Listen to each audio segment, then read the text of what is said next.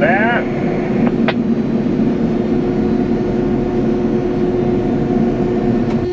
Go, pasok go. Bro, pasok. At ito na lang sa kaspad ha. Number 3 na nakaharap na po naman. Number 4. Sige, bro. Doon lang ako niya sa doon. Sa ulo. Pasok na yun. Hey guys, so dito tayo ngayon sa crane number 1. Mag-ooperate tayo. Hoisting lang naman, up and down. Papalitan lang yung hook lashing ng crane. Hinihintay pa natin sila. Nasa crane number 4 pa sila. Bale dito sila sa may cross deck 3-4. Kasama ko naman si Maestro. Papalitan kami. Kanina ako nag-operate ng 3, siya yung sa 4.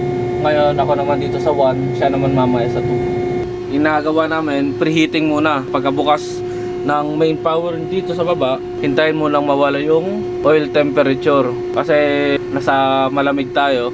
So basically kailangan mo nang painitin yung langis niya. Sa pagluluto pa, 'di ba, yung mantika pag malamig tulog. Kaya kailangan gisingin muna. Pag okay na, ganyan, hindi na siya umilaw yung oil temperature, pwede na tayo mag-start. Process ng pag-start, press mo lang yung start button. Hintay ka lang yung parang kick sa motor niya. Yun yung pinaka-sign niya na pwede na siyang i-operate.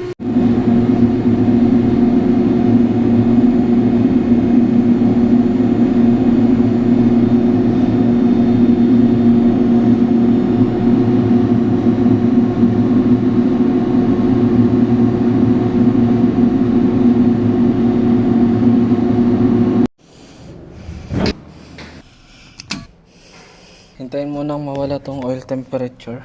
Pag nawala na yan, start na. Yun, wala na. So, okay na tayo mag-start. Yawa, lobat pa ako.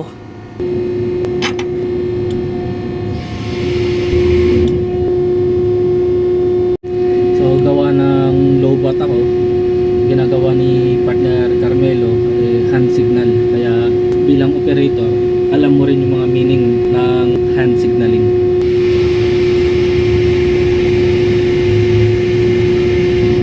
Pag ganito, area or slack.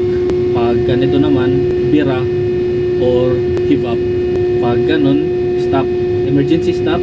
Pag ganon, tapos pinito. Pag ganon, wala na. Okay na. Ayun, inaayos na partner doon sa inaayos yung pagkatali ng kable para okay na. Parang okay na ata. Papasignan lang bira.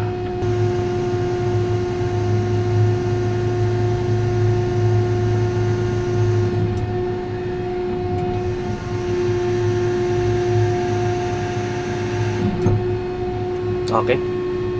Okay na ng signal si partner, so tapos na tayo dito.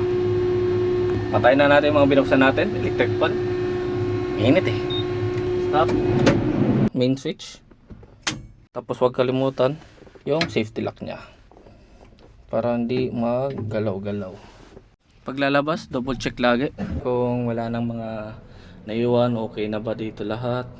All goods na, walang mga bukas. Tsaka yung ilaw, double check lagi yan. Make sure na sarado to para hindi maghampas-hampas.